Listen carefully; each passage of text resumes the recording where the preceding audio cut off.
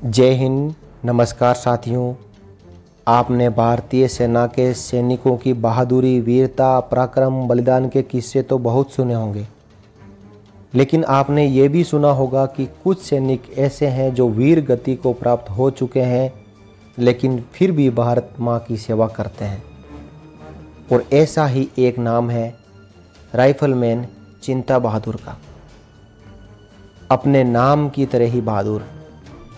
1944 में जब दूसरा विश्व युद्ध चल रहा था तो वे गोरखा राइफल्स का हिस्सा थे। अपनी यूनिट के साथ अंग्रेज़ों की तरफ से लड़ रहे थे। तब के बर्मा यानी आज के म्यांमार में जारी थी जंग। इस मिलिट्री ऑपरेशन के दौरान ही चिंता बहादुर लापता हो गए। उनकी गोरखा यूनिट ने उन्हें बहुत ढूंढा। 2 दिन तक उन सब जगहों पर देखा जहां चिंता बहादुर हो सकते थे, लेकिन गोरखा यूनिट को अपना साथी नहीं मिला। उसी दौरान एक भेड़ उनकी यूनिट में आई। जहां जहां यूनिट जाती वहां वहां वह भेड़ भी जाती। चिंता बहादुर के साथियों ने मान लिया कि यही उनका साथी है और तब से यानी 1944 से लेकर चिंता बहादुर गोरखा यूनिट का हिस्सा है।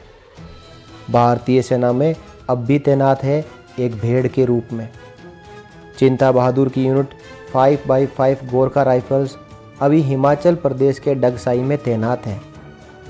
अपनी यूनिट के साथ चिंता बहादुर भी वहीं पे तैनात है। इस समय नाइक रैंक है उनकी यूनिट का रंग उनकी सींगों पर खूब फपता है। भारतीय सेना की 5x5 गोरखा राइफल्स के लोग मानते हैं कि वे भेड़ उनके साथी सैनिक चिंता बहादुर का ही अवतार है, जो उनके लापता होने के बाद यूनिट में आई है। 1944 में राइफलमैन रैंक पर रहे चिंता बहादुर का प्रमोशन भी होता है। इस वक्त वे नाइक की रैंक पर है।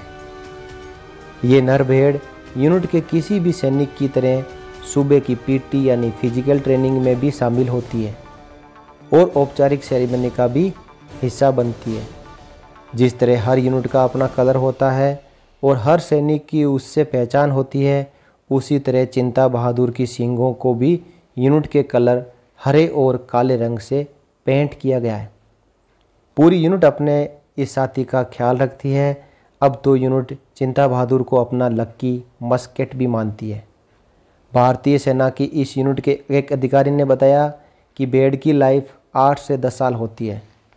उसी हिसाब से चिंता बहादुर राइफलमैन से अधिकतम हवलदार के रैंक तक प्रमोशन पाता है।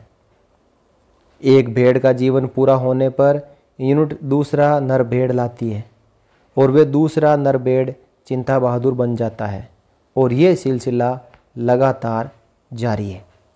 चिंता बहादुर को इसी साल 23 जून को लांस नाइक से नाइक रैंक में प्रमोशन मिला है। ये दिन 5x5 गोरखा राइफल्स का बैटल ऑनर डे भी है।